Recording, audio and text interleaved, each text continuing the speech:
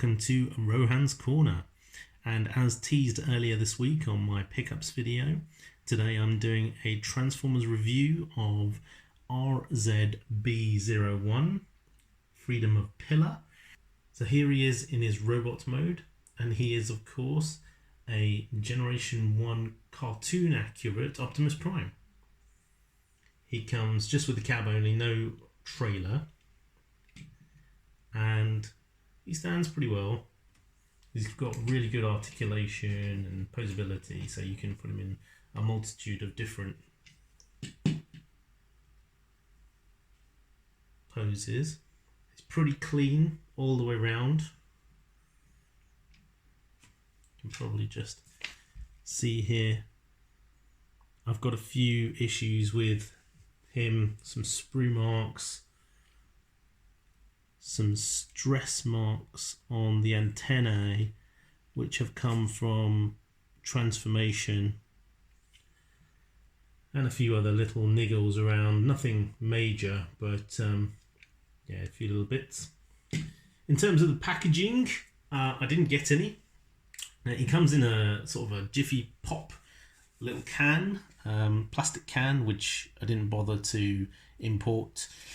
He does come with some accessories, so I will show those off for you now.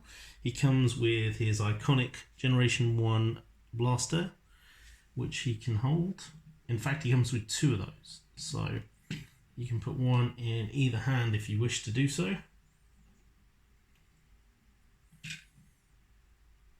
There you go. He also comes with his iconic more than meets the eye axe and one fist with a pointing finger. Now, as you can see, it's black and his current fists are blue. So there's his pointing fist, the axe.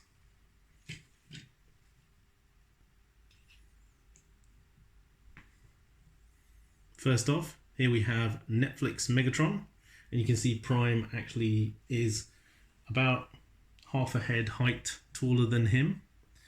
I've also got here Generation 1 Starscream, and he's quite significantly taller than Starscream. Don't know if that's accurate, you tell me. I have here Earthrise Prime, and RZB01 is probably about the same height as Earthrise Prime, maybe a tad taller, but his shoulders are definitely much taller. Here we have some third-party comparisons. Both of these figures, in my opinion, are taller and don't really stack up with RZB01. The Prime's Outback, Earthrise, Ironhide and Prowl, and I think they scale quite nicely. He's not the hardest thing to transform. He comes with a terrible instruction manual, which is just a bit of paper, nothing on the back, about 12-15 steps, not particularly clear. It's not difficult, but it is a bit fiddly, and definitely there are bits which will get stuck on. So without further ado, the first thing is to move his shoulders out, and you have to do this carefully by holding the shoulders, otherwise his arm just pops off, because that's the way it's been designed. So to put it back in, pull the shoulder out, move them back around and flip them up. I like to move the hand in at this stage on both sides, and also to flip out this arm panel here. Shouldn't be noted, he's got a double hinged elbow joint, so you have to make sure that you fold the elbow joint out at the bottom part, not at the top part, otherwise it won't be able to transform correctly. The next step is to open up his chest, exposing the matrix, which is unpainted, and get your fingernail in under the grill so you can pull it forward. Once you've done that, then you can actually rotate around, and in fact I'm going to move these arms up and out of the way here, rotate around these grey pieces here, which need to go around 180 degrees. As you see, as I'm doing that, you get the red piece below also rotates around, and that's the front light for his vehicle mode. However, because they rotate around together, you have to sort of rotate the grey piece together and then rotate the red piece back. Let's do the other side very quickly. There we go. And then obviously close up the chest. Now that that's done, you can actually move around the shoulder to the side, move the arm into place like so, and flip up this panel to hide the gap. Same again on this side, shoulder down, move the arm around, tuck it into place here, and flip up the panel there. Last piece is to put the head in. You just pull down this piece here and you flip it around.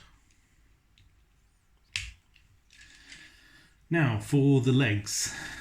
The instructions tell you to pull this piece up 3 millimeters, and they tell you to do that because if you go much further then it will actually detach all together.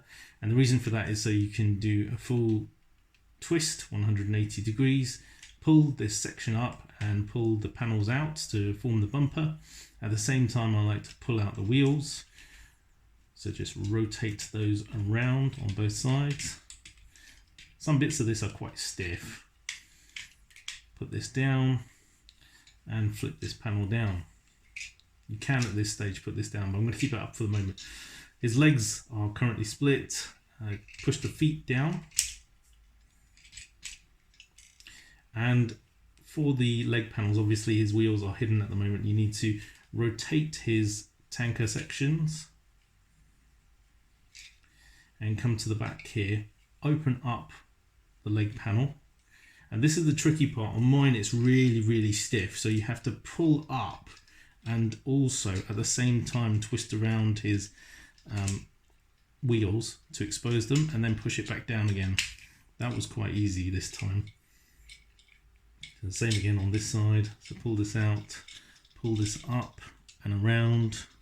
You pull this around, and as you can see there's no clearance, so you need to pull this out towards you to be able to get the clearance. Again on this side here, there's no clearance there, so this needs to come out, and it's very stiff on mine. There we go.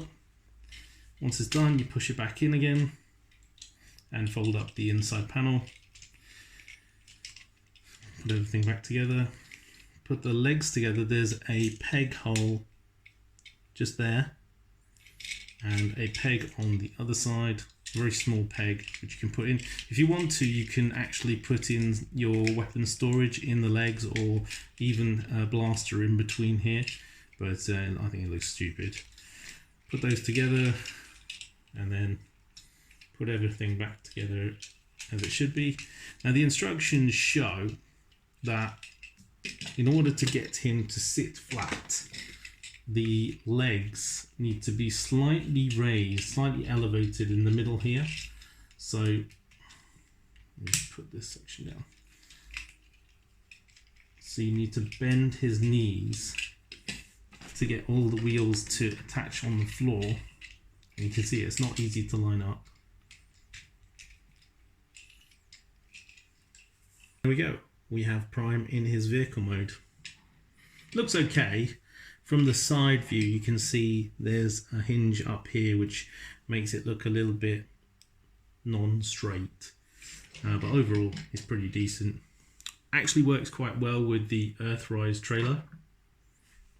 Obviously, it doesn't hitch. But you can see. Posability-wise, he has got loads and loads of joints. But the really funny, interesting thing is you can just pop everything off and pull him to pieces. So there we go. You can pull the arms apart, pull the shoulders apart. The head actually is quite funny. He pops his helmet off and then the head can come off. You can take the chest apart, legs come apart. And I think this is one of the things they had in their scene from City of Steel.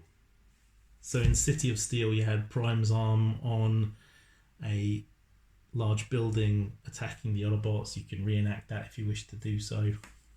So final thoughts overall, I really enjoy him. He's quite a cool, fun Prime, and aesthetically he looks fantastic in robot mode for me. There's a lack of detail pretty much everywhere, as you can see. It's a very clean look that they've gone for. There's a little bit of panel detail here on the legs and on the painted work on the waist here. The chest is quite good on the grill, but overall it's lacking definitely in comparison to your Earthrise and your MP style product, even against Legends, to be honest with you. But overall, I think I'd give him a solid 3 out of 5 stars. Definitely recommend him to anyone who loves that toon accurate look and wants to put him in their chug display. So thank you very much for joining me for another week on Rohan's Corner. Hope you've enjoyed it. Back to the studio.